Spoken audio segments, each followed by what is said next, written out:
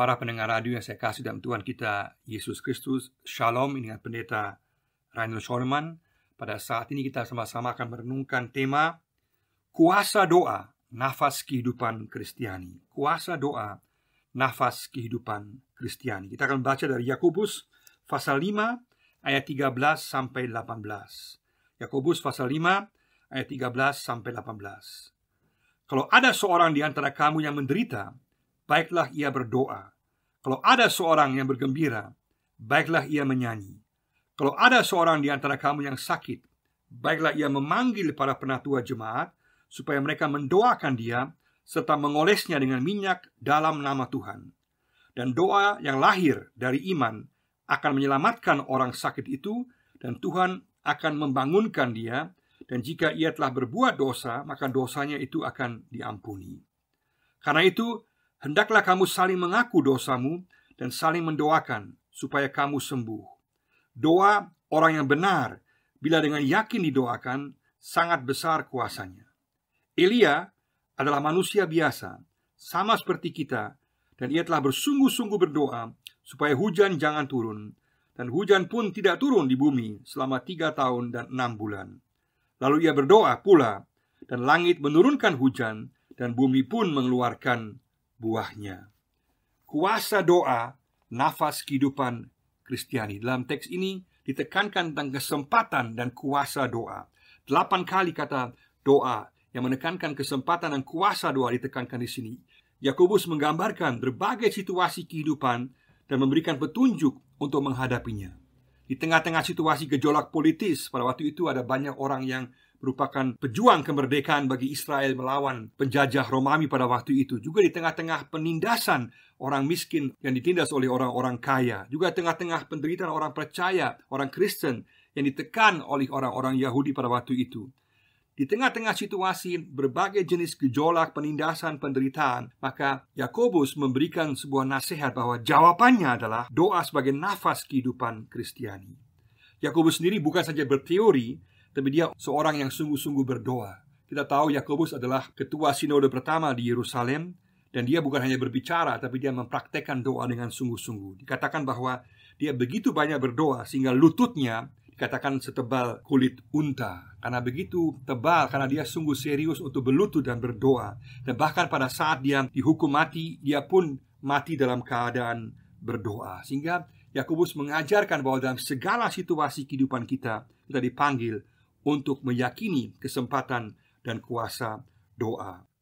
Dalam teks ini Yakobus menjelaskan 5 hal penting yang perlu diperhatikan secara praktis mengenai doa. Yang pertama adalah doa pribadi dalam penderitaan. Ayat 13a, doa pribadi dalam penderitaan. Ayat 13a. Di sini Yakobus menggambarkan penderitaan yang bukan disebabkan kesalahan sendiri atau bukan karena penyakit, tetapi penderitaan karena kita beriman kepada Kristus, karena kita percaya kepada Yesus. Hal juga sama dengan Yakobus pasal 5 ayat 10 yang juga mengatakan bahwa akan ada penderitaan yang harus ditanggung dengan sabar karena kita mempercayai Yesus. Istilah di sini kakopatei memang adalah istilah penderitaan karena kita mempercayai Kristus. Di sini berarti ada penderitaan yang bisa disebabkan bersifat materi dan mati kita tidak sekaya orang lain yang curang, atau kita mungkin tidak dapat posisi setinggi orang lain karena kita beriman kepada Kristus, atau kita mungkin juga akan diejek orang lain, bahkan mungkin difitnah orang lain, bahkan juga bisa mengalami sampai pada penderitaan, bahkan bisa dianiaya dan bahkan dibunuh karena iman kepada Yesus, yang kemudian juga dialami sendiri oleh Yakobus yang karena imannya kepada Kristus kemudian mati syahid. Di tengah-tengah situasi penderitaan ini, kita dipanggil untuk sungguh-sungguh berdoa dan meyakini kekuatan kuasa doa yang dapat menghibur kita, menguatkan kita, menyertai kita di tengah-tengah situasi yang sulit. Di sini bukan berarti bahwa kesulitannya akan hilang, bukan. Tujuan doa kita bukan supaya semuanya akan hilang, tetapi bahwa di tengah-tengah penderitaan yang kita alami, kita mengalami kekuatan Tuhan, pertolongan Tuhan, penghiburan Tuhan secara khusus, sehingga kita mengalami kebaikan Tuhan lewat kuasa doa. Tuhan dapat menghilangkan, melenyapkan penderitaan kita, tapi Tuhan juga dapat menguatkan kita di tengah penderitaan kita. Maka kuasa doa sangat penting di tengah-tengah segala jenis situasi penderitaan kita. Bagaimana situasi kita? Apakah kita sungguh-sungguh berserah kepada Tuhan, berdoa, meminta kekuatannya, penghiburannya di tengah-tengah berbagai penderitaan yang kita alami? Ataukah kita sudah bersifat kompromi dengan dosa atau cari pertolongan kuasa lain, atau kita mungkin mencari cara-cara yang lain? Kita dipanggil untuk membawa semua pergumulan kita dalam doa di tengah-tengah situasi penderitaan kita. Itu yang pertama. Yang kedua di sini adalah doa pribadi dalam sukacita. Doa pribadi dalam sukacita. Ayat 13b. Gambaran kedua yang diberikan Yakobus di sini adalah situasi sukacita. Karena manusia atau orang Kristen pun ada kecenderungan pada saat sukacita, pada saat senang, pada saat sukses, pada saat berhasil, bisa melupakan untuk berdoa kepada Tuhan karena menganggap semuanya beres. Seringkali pada saat punya masalah baru berdoa, tapi pada saat kita sudah ditolong Tuhan atau mengalami sukacita, kita lupa mengucap syukur dan lupa untuk memberikan pujian kepada Tuhan. Calvin pernah mengatakan, siapa yang bernyanyi, ia berdoa 2 kali. Di sini Yakobus katakan, barang siapa yang mengalami sukacita, hendaklah dia menyanyi. Maka kita memuji Tuhan, bersyukur kepada Tuhan. Maka di tengah-tengah situasi sukacita kita dipanggil supaya pujian syukur menjadi kebiasaan bagi kita. Bukan hanya bahwa kita berterima kasih pada Tuhan, tetapi supaya hidup kita sungguh-sungguh berorientasi kepada Tuhan. Sehingga apapun situasi kita, kita memuji Tuhan. Dalam Perjanjian Lama 50 kali dikatakan panggilan untuk memuji Tuhan. Dan Perjanjian Baru juga sama, menekankan pentingnya pujian syukur pribadi dalam kelompok, misalnya 1 Korintus 14 ayat 15, juga Efesus 5 ayat 19, Kolose 3 ayat 16. Berarti bahwa kita dipanggil Tuhan untuk menyembah Tuhan terlepas daripada situasi kita di tengah-tengah penderitaan ataupun di tengah-tengah sukacita. Sejauh mana kita dipenuhi pujian syukur di tengah kesukaan, ataukah kita telah melupakan Tuhan? Mari kita menyembah Tuhan, memuji Tuhan pada saat kita mengalami sukacita, keberhasilan, dan kita sungguh-sungguh bersyukur kepadanya. Yang ketiga adalah doa para penatua bagi orang sakit. Doa para penatua bagi orang sakit, ayat 14 sampai ayat 15. Di sini digambarkan gambaran situasi yang ketiga, yaitu situasi orang yang sakit. Sakit di sini berarti sakit keras atau cukup parah, bukan sakit yang ringan-ringan yang biasa saja.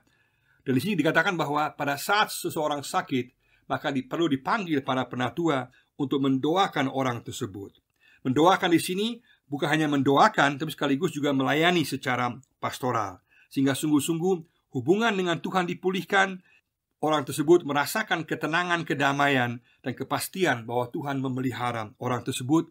Dan sekaligus kita mendoakan dengan keyakinan bahwa Tuhan mampu untuk menyembuhkan, dan Tuhan juga mampu untuk membangkitkan, memulihkan orang yang sakit tersebut. Yesus sendiri yang mengajar para murid untuk mengajar dan juga untuk menyembuhkan. Dan para penatua di sini yang memiliki pengetahuan Alkitabiah yang baik, mereka juga bisa melihat latar belakang penyakit. Karena dalam Alkitab, penyakit bisa terjadi karena dosa pribadi. Maka kalau ada dosa pribadi, maka jelas sekali, maka harus diselesaikan di hadapan Tuhan, diakui di hadapan Tuhan, supaya kesembuhan dapat terjadi, baik secara langsung maupun secara bertahap. Juga bisa karena dosa universal, karena kejatuhan manusia dalam dosa, sehingga manusia tertimpa oleh dosa. Maka terjadi berbagai jenis kejahatan, kekacauan, kekerasan dalam kehidupan masyarakat, di mana kita tidak bersalah secara langsung, tetapi kita harus tahu bahwa kita pun bisa terkena penyakit yang kemudian akibat dosa membawa kepada kematian. Maka perlu sekali ada penguatan iman. Perlu sekali maka kuasa doa dapat memberikan kita kepastian, penghiburan, kekuatan Allah di tengah-tengah penderitaan sakit penyakit yang tengah kita alami. Yang ketiga juga bisa penyakit terjadi supaya Tuhan dimuliakan, supaya orang itu mengalami kuasa Tuhan. Dan kuasa Tuhan dapat sungguh-sungguh dinyatakan. Misalnya Yohanes pasal 9 dan juga Markus pasal 5, 25 dan seterusnya. Digambarkan bagaimana penyakit Tuhan pakai supaya namanya dipermuliakan, kuasanya dinyatakan. Yang keempat juga mungkin adalah orang sakit karena terikat kuasa kegelapan. Maka pada saat orang itu terikat kuasa kegelapan, maka dosanya, dosa kuasa kegelapan harus diakui, diputuskan, dilepaskan, sehingga orang tersebut dapat mengalami kesembuhan. Yang kelima, juga mungkin terjadi bahwa seseorang menderita sebagai ujian bagi kedewasaan rohani kita. Bisa kita baca dalam Ibrani pasal 12 ayat 5-11, atau juga 2 Korintus 12 ayat 7-9, digambarkan bagaimana sakit penyakit juga bisa diberikan oleh Tuhan, diizinkan Tuhan untuk membuat kita semakin dewasa secara rohani. Maka kita perlu kepekaan yang luar biasa untuk melihat mengapa seseorang itu sakit, supaya dapat ada pelayanan pastoral dan sekaligus pelayanan doa berjalan bersama-sama. Maka perlu ada analisa yang jelas mengapa orang itu sakit. Kalau orang itu sakit karena kuasa gelap, maka harus diputuskan, diakui. Kalau sakit karena dosa pribadi, maka juga harus diakui. Kalau sakit karena Tuhan mau dimuliakan, maka kita mengharapkan kuasa Tuhan yang campur tangan. Kalau kita lihat bahwa Tuhan sedang menguji kedewasaan iman, maka kita letakkan dalam tangan Tuhan, supaya orang tersebut diberikan kekuatan penghiburan dari Tuhan sendiri. Penyakit juga bisa disebabkan oleh karena dosa universal, karena setiap manusia akan mengalami sakit penyakit dan akan mengalami kematian oleh karena dosa universal. Dalam situasi seperti itu, maka kita harus mendoakan orang tersebut agar dia dapat kekuatan, penghiburan, keyakinan akan keselamatan dan pemeliharaan Tuhan di tengah-tengah situasinya, sekaligus mendoakan orang tersebut untuk sungguh-sungguh dapat mengalami pemulihan dan kesembuhan, sekaligus meletakkan dalam tangan pengasihan dan kehendak Tuhan. Di sini istilah yang dipakai adalah istilah penguatan iman untuk keselamatan jiwa, sekaligus juga untuk pemulihan secara jasmani. Maka kedua-duanya kita letakkan dalam tangan Tuhan agar terjadi pemulihan secara jasmani dengan doa, sekaligus yang paling penting, yang paling utama adalah ada keselamatan jiwa, kepastian keselamatan kekal dalam Tuhan, ada penguatan iman. Untuk itu Yakobus sebutkan penting sekali untuk mengoleskan minyak dan juga untuk berdoa dalam nama Tuhan. Kenapa minyak? Karena minyak mempunyai arti yaitu sebagai obat. Dengan demikian maka penggunaan minyak atau juga obat medis secara umum adalah sesuai dengan kehendak Tuhan. Sekaligus kita juga mendoakan dengan nama Tuhan. Maka pengurapan di sini juga selain mempunyai arti medis, juga mempunyai arti rohani. Karena pengurapan adalah tanda atau simbol penyertaan, pemeliharaan, serta kesukaan dari Tuhan yang berdasarkan kepada kasih karunia Allah kepada kita. Misalnya Ulangan 28 ayat 40, Yesaya 25 ayat 6 dan 7, Mika 6 ayat 15, dan seterusnya. Maka minyak urapan di sini melambangkan simbol bahwa Tuhan menyertai kita, Tuhan memelihara kita, Tuhan peduli pada kita di tengah-tengah situasi yang sedang dialami. Sehingga orang tersebut pada saat dioleskan minyak bukan hanya diberikan obat secara medis, tapi juga diberikan penguatan janji pemeliharaan Tuhan, bahwa Tuhan ada baik di tengah-tengah situasi kehidupan maupun juga sampai menjelang kematian dan juga sampai kehidupan kekal. Penyertaan Tuhan tetap sama karena Tuhan beserta dengan setiap orang yang percaya kepadanya. Dengan demikian maka simbol minyak urapan memberikan juga kekuatan akan pemeliharaan kepastian penyertaan Tuhan. Sekaligus juga istilah membangunkan dia atau memulihkan juga punya arti yang untuk masa kini, sekaligus juga punya arti untuk masa depan secara eskatologi. Seperti Tuhan juga akan memulihkan dia, memberikan dia kekuatan pada masa sekarang, juga bisa menyembuhkan orang tersebut, dan sekaligus juga memberikan kepastian akan masa depan eskatologis, masa depan yang kekal bersama-sama dengan Tuhan. Maka dengan demikian minyak urapan menjadi kekuatan penghiburan yang luar biasa, kepastian penyertaan Tuhan. Dan juga ungkapan dalam nama Tuhan jangan dimengerti secara magis, tetapi harus dilihat sebagai keyakinan akan kuasa penyembuhan Tuhan dan sekaligus penyerahan diri ke dalam tangan Tuhan. Dengan demikian menggunakan obat medis dan sekaligus sungguh-sungguh berdoa pada Tuhan, meyakini akan kuasa Tuhan, tidak boleh dipertentangan, dan kedua-duanya berjalan bersama-sama. Yesus sendiri menggarisbawahi pentingnya percaya akan Allah yang dapat melakukan hal-hal yang besar. Misalnya Markus 11 ayat 21-24, juga Yohanes 16 ayat 23. Tapi juga sekaligus juga ada penyerahan diri kepada kedaulatan Allah dalam Markus pasal 14 ayat 34-42. Maka ada sikap aktif berdoa dan sekaligus berserah kepada kehendak Tuhan. Kedua-duanya lah wujud iman yang dinyatakan para penatua dalam doa dengan pengurapan minyak. Sekali lagi, bukan minyaknya yang menyembuhkan, tapi nama Yesus yang menentukan, kuasa nama Yesus.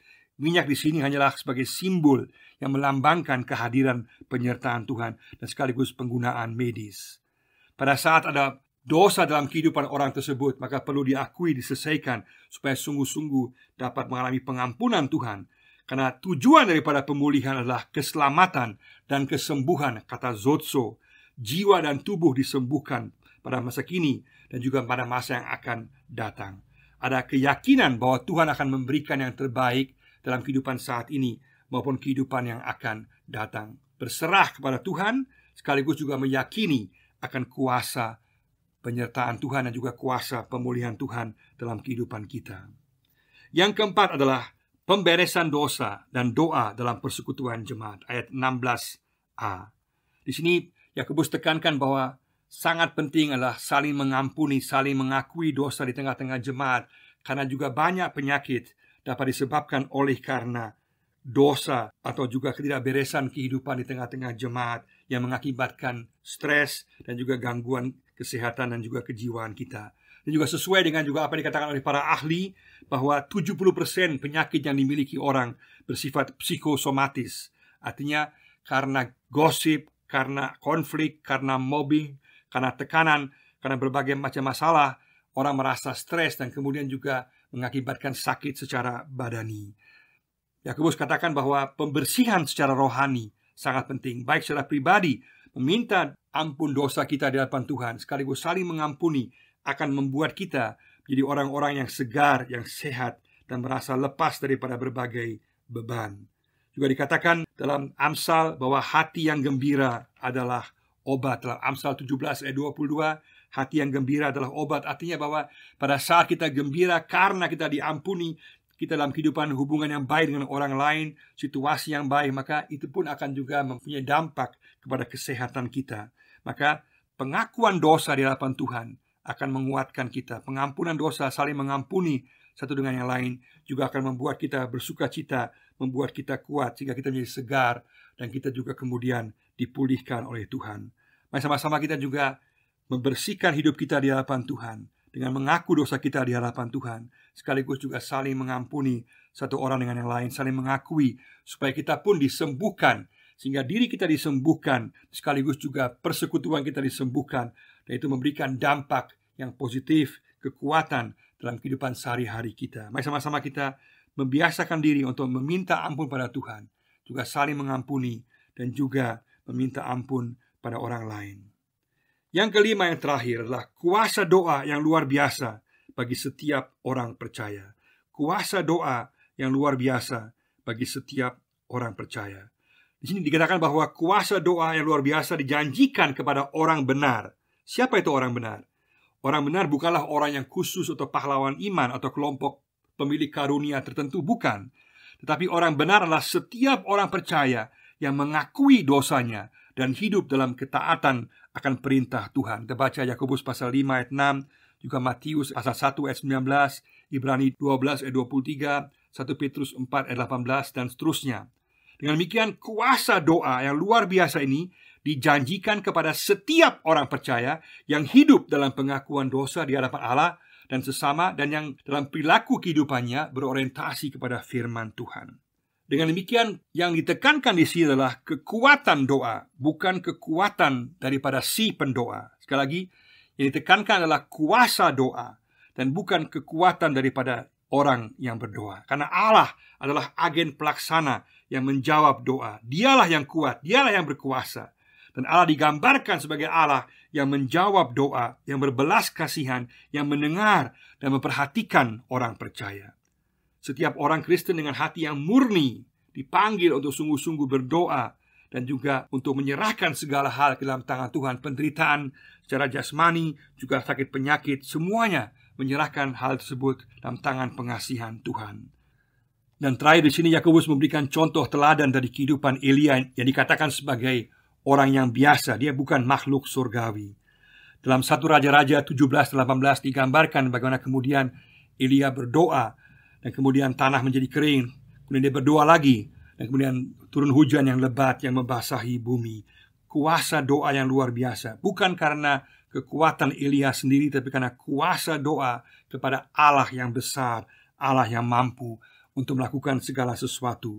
Maka kita pun dalam segala situasi kehidupan kita, tengah-tengah penderitaan kita, tengah-tengah sukacita kita, tengah-tengah berbagai masalah yang kita hadapi saat ini, berbagai sakit penyakit, dalam semua situasi yang ada, dipanggil untuk sungguh-sungguh hidup dari kuasa doa, menggunakan doa sebagai kesempatan, sebagai nafas kehidupan Kristiani. Artinya setiap saat kita bisa berdoa, Setiap saat kita bisa menyerahkan pergumulan kita kepada Tuhan. Setiap saat kita bisa mengungkapkan sukacita, pujian syukur kita kepada Tuhan.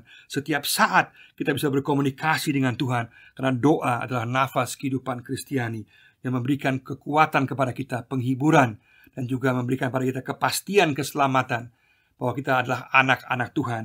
Sekaligus ada kuasa doa untuk menghadapi berbagai tantangan, pergumulan di tengah-tengah kehidupan kita. Masa depan kita, pekerjaan kita, permasalahan kita, semuanya boleh kita serahkan dalam tangan pengasihan Tuhan. Mari sama-sama kita katakan, Tuhan, saya mau hidup dengan kuasa doa sebagai nafas kehidupan Kristiani. Saya mau hidup dari kuasa doa sebagai nafas kehidupan saya secara pribadi, hari demi hari, dalam komunikasi dengan Tuhan, menyerahkan semua kepada Tuhan, bersukacita, bersyukur, bernyanyi, dan juga meyakini bahwa kuasa doa dapat menghibur, menguatkan, mengubah kehidupan, baik sekarang maupun kekal selama-lamanya, bahwa kehidupan kita ada dalam tangan Tuhan. Hiduplah dalam kuasa dan kesempatan berdoa dalam nama Yesus. Tuhan memberkati kita semua. Amin.